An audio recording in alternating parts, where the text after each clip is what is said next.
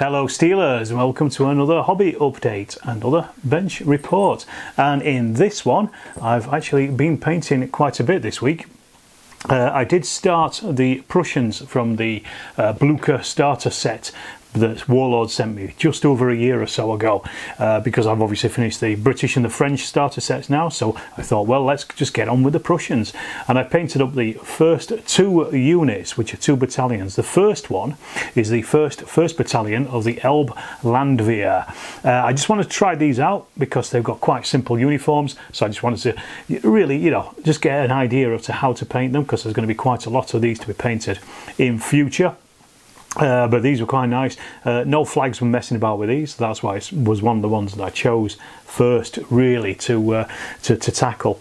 Then I swapped over to the line infantry, and I did the first Pomeranian line infantry as well. There's no particular reason why I'm doing these in order. I'm just kind of going through the list and just doing whichever units stand out. I'm going to probably do some quite different ones as well at some point in future, once I've done quite a few with bog standard typical line infantry, because there's quite a few with different uniform colours as well, which I can dive into as the project takes shape. But same again with the Landwehr. I just wanted to get a good idea as to how to paint these, because I am going to do a couple of painting videos about them. And I know, thinking back when I was painting the British, by the end of it, or the French as well, by the end of it I was actually able to paint them a lot better than I did in the videos that I did about it. Now, I'm obviously taking that knowledge forward with the Prussians, but I wanted to kind of get them right as well from a uniform point of view before I start putting it, committing it to film. So that's kind of why I wanted to do these two. I'm also taking a slightly different tack as well on the Prussians as I did with the French and the British. With the French and the British, you got artillery and also the commanders as well on those strips. You kind of do with the Prussians as well, but what I'm going to do is I'm going to put those together and paint those separately as a batch, rather than doing an entire sprue each time, because particularly with the Landwehr, you actually get Landwehr cavalry as part of the sprue as well. So what I want to do is I want to paint those relatively separately to the infantry. So I want to get a bulk of infantry done, then break it up with some cavalry, do some more infantry, kind of do it a little bit like that, rather than as I was doing previously with the French and the British, which was literally just taking a sprue and painting everything on it. So it's going to be there's going to be bits and pieces. When I get to a point when there's like 3 or 4 commanders or 3 or 4 guns to paint, I'll paint all of those at once. So I'm kind of I'm not chopping and changing between the different units, the infantry and then also the guns, or even the cavalry and the Landwehr's example. So that's kind of my strategy going forward with that, and that's what you're going to see.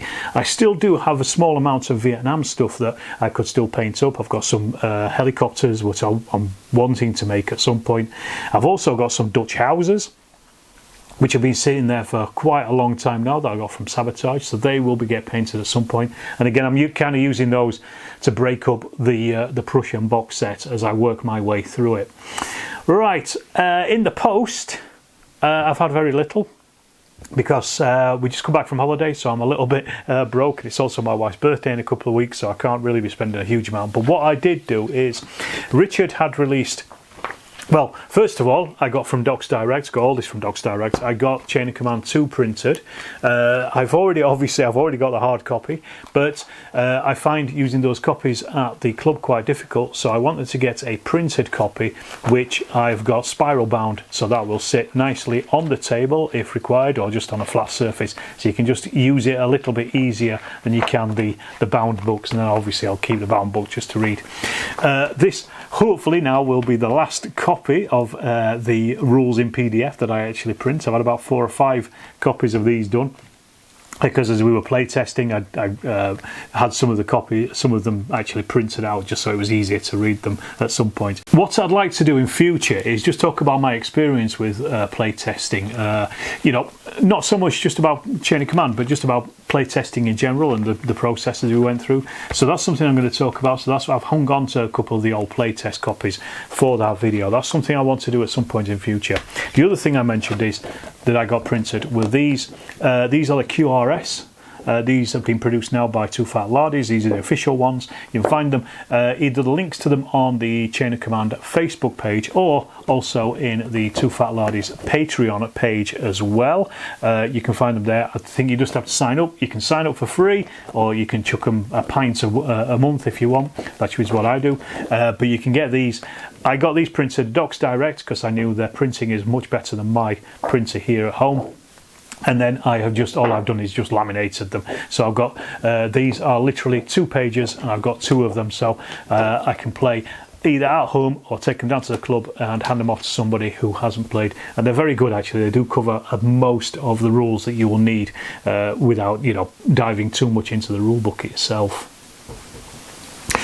I also want to mention as well, I forgot to mention this quite a while ago, now I forgot to mention it on another update, was that Arts Cow, the producer of cards, some of which I've got over in America, have actually closed down, so you can no longer buy their cards. And there was a huge amount of Too Fat Lardies games cards on there, very specific ones for some of the rules, some of the earlier rules that didn't actually have card decks with them, which you had to make your own. So I'd ported some of my cards over to a place called the Printer's Studio. Now it is UK based, but I think you can probably buy them if you are outside of the UK as well.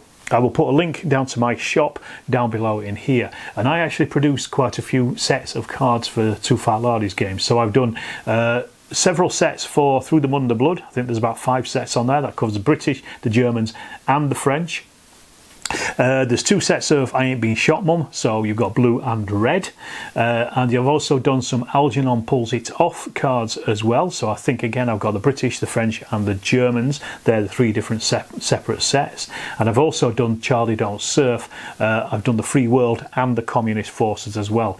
So each of those sets are not in of themselves a full set to play the games. You'd have to at least buy 2 of the sets. For example, for Through the Mud and the Blood, you might need the British set and the German set. Some of the cards, some of the neutral cards for them Through the Mud and the Blood, for example, are in the German set, because the Germans are always facing either the French or the British, and then you could buy the French or the British ones, and they should match up pretty well. Same with Algie Pulls It Off. I've tried to put some of the neutral cards into the German set, so that you just need to buy the German and then either the British or the French one, whichever you want. I Ain't Been Shot Mum, you'll need both sets for both blue and red, and they're pretty generic.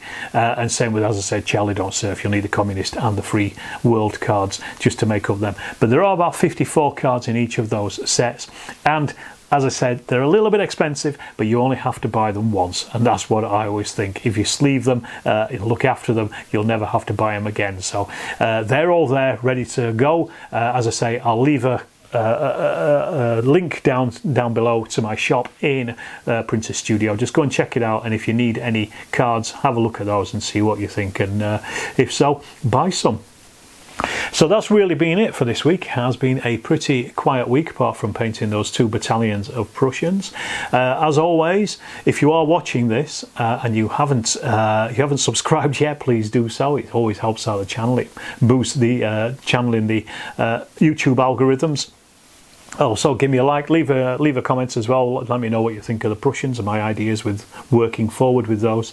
And also as well, if you really want to help out the channel, you can actually become a channel member, and you can also become a patron as well, and you will get videos early. The hobby reports come out a couple of days early for the patrons, and they're ad free, and also all of my other channel videos also come out about a week or so early as well for patrons and for channel members. So you do get a little bit back, and it does also help out the channel.